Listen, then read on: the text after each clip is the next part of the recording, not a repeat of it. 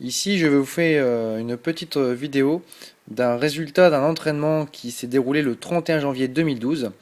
Donc nous sommes en période de préparation pré-saison avec un exercice de 10-8-8-6 euh, sur le seuil, je dirais seuil chrono, donc limite SV2. Donc là, on peut voir ici qu'on a donc le cardio sur un exercice donc qui a été réalisé au Between Village à l'époque sur un home trainer. Donc il a été réalisé sur une jambe à l'époque, sur une seule pédale. On voit bien ici que l'effort sur home trainer ne dépasse pas 1 heure. Bon, on est sur 1h05 comme on peut le voir ici. On voit bien également l'exercice 10 minutes, 8 minutes, 8 minutes, 6 minutes. On voit bien les paliers avec la récupération ici.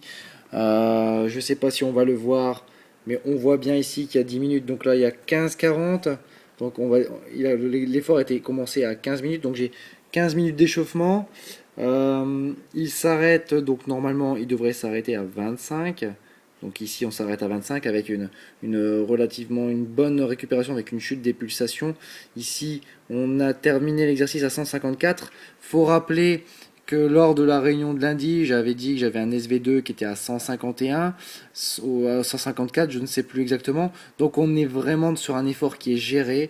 On voit bien la régularité de l'effort. Ça, c'est important de le souligner. On voit aussi que du coup l'effort a été réalisé complètement. De même ici sur le deuxième palier, on est à départ 30 minutes, donc une fin 8 minutes plus tard, 38 minutes. On voit aussi qu'il y a 4 minutes de repos, donc de 38 on passe à 42 minutes ici. Voilà, voilà, ça c'est vraiment un travail qui peut être réalisé aussi, également sur route.